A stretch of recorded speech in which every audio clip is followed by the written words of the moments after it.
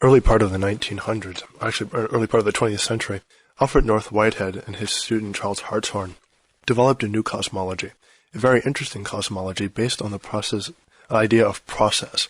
That is, rather than the idea of a concrete God, or the idea of a materialism that was largely static, Whitehead and Hartshorne developed an idea of process philosophy, wherein all experiences and all matter are essentially organic, constantly changing.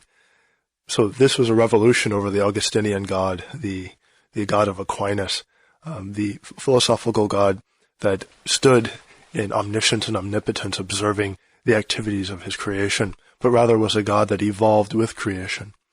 The radical change that was brought about by Whitehead and Hartshorne and largely went into the development of process theology was the idea that God did not necessarily know all things beforehand. He was not necessarily one who saw the future, but rather developed with the future.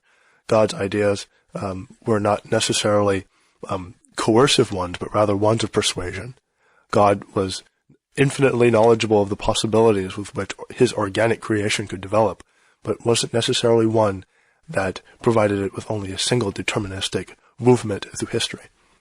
So how does one establish a brand new cosmology? And that was what was so incredibly innovative about Whitehead and Hartshorne's pursuit.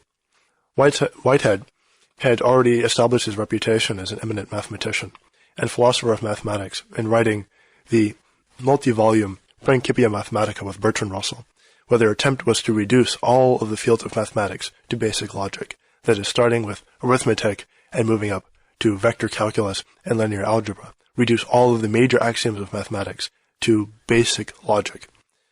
This great work had already made the two men world famous, and Russell and Whitehead went their separate ways, Russell on to develop greater axioms within the philosophy of language with Ludwig Wittgenstein, and North Whitehead ended up coming across the Atlantic to teach at Harvard University, where after years of developing the ideas brought forth in Principia, moved on to cosmology, and to interesting ideas that stemmed not only from evolutionary theory, that is, the theory that had been brought into philosophy largely by Herbert Spencer, whose outmoded views had fallen into disuse and unpopularity, but largely by the ideas of creative evolution, Henri Bergson and William James, who then was at Harvard University. Whitehead began with the idea that all experience comes from what he referred to as objective occurrences, that is, instances of experience that come into being, reach satisfaction, or what he calls concrescence, and then perish. The idea is that these individual experiences, tiny, shall we say, subatomic experiences, come into being, evolve to a state of satisfaction, and then die, leave some sort of physical, or what he calls prehension, behind them, such that other experiences which come into being afterward are affected by its movement towards satisfaction. Large accumulations of these experiences aggregate to form societies. Societies can move in either one of two ways. If they are very rapid instances, that is, instances that come into being, concress or are satisfied within the given society and then are not prehended, that is, they come into being and then they immediately perish without prehension or without understanding, then these are the experiences that form material objects, largely inanimate objects. If, on the other hand, there are societies that are formed amongst all of these experiences that come into being, they maybe do not have such an incredibly short or transient move to concrescence or satisfaction, and then perish and are prehended or understood by other, or affect other experiences that come into being afterward. They are intelligent, and they are for mental societies, and therefore they can give rise to animate objects. Societies that the more densely a society is packed, shall we say, or the denser the created society, the closer and closer and closer that such movements to concrescence, and then prehension can form consciousness. In that way, Whitehead served to counteract a lot of the theories of evolutionary biologists who came to think that intelligence was largely an accident. It was also Whitehead's way of taking Bergson's idea of creative evolution and making it putting logical axioms to his ideas of the development of creativity and development of mental processes. One can see from this idea that Whitehead develops that societies of experience lend themselves to life in general. That is, life is not a deterministic process. That is, a process that is governed by static laws of physics or economics or mathematics, for instance, but is inherently creative. And this lent itself greatly to the philosophies of pragmatism that at that time were beginning to flourish in the early 20th century in the United States, and established Whitehead's cosmology in specific as being central. And this is he's not often given the credit for being one of the main metaphysicians of pragmatism, but is one of the core concepts within pragmatism, and gave it its metaphysical foundation.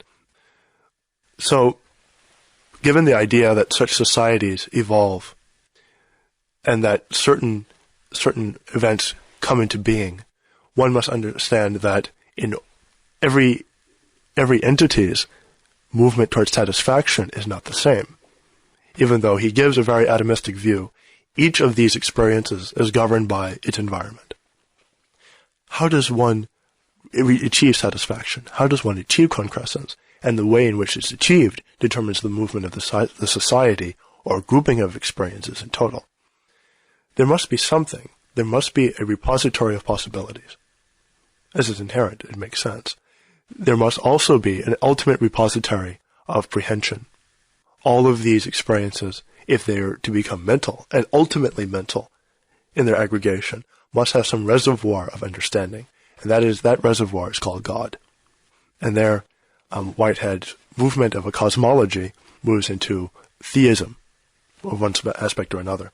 The development of the theistic side of process philosophy was handed over to Charles Hartshorne, who had achieved his early fame by collecting the writings of the famous American pragmatist Charles Sanders Peirce.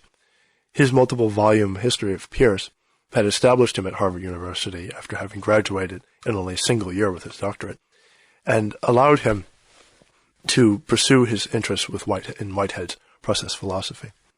Hartshorne now decided to apply process philosophy to Christianity, to be able to use the logical axioms of Whitehead's cosmology to justify such things as the presence of evil, the logic of petitionary prayer, even the multiple existences of God. Can God be plenipotentiary?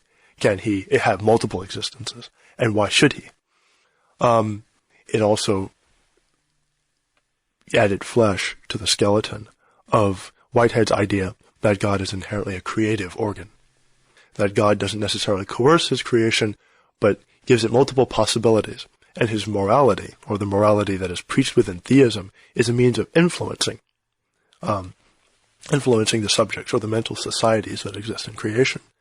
This, of course, philosophy sat very well with Americans because it gave great weight to ideas of freedom, individualism, and free will. So therefore, he takes Aquinas' obsession with free will, adds logical axioms, and then mixes in a little of America's obsession with ideas of individual freedom. So hence, mental societies are governed by God, are essentially told or given the opportunity to either follow the laws, to directly oppose the laws, or ignore them. And the influence of morality, therefore, is to essentially push given mental societies in a given direction towards an ultimate aim and towards the acceleration of satisfaction and the acceleration of concrescence. Petitionary prayer makes sense in the sense that mental societies have a direct effect on God's own prehension. That is, God himself is also developing, himself or herself, depending upon your feminist leanings or your interpretation of gender roles within theology. God, therefore, relies upon mental societies and relies upon continuing creation to develop himself.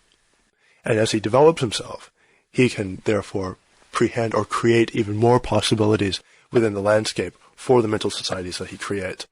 Petitionary prayer makes sense, therefore, in that one, in moving towards satisfaction, moves in yet a direction that increases God's own ability to meet satisfaction. And his satisfaction is infinite. His prehension is infinite.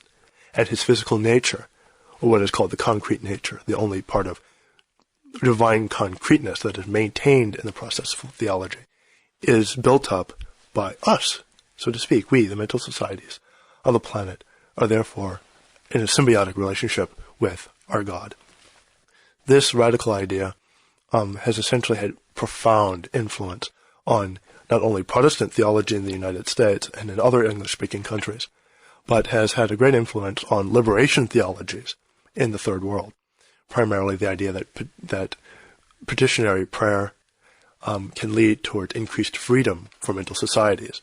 And for those Third World nations that have been the subjects of colonialism, that is, occupation by larger economic powers and wish to gain more freedom, more individual independence, such subsumption of process philosophy and deliberation theology has been incredibly, incredibly potent.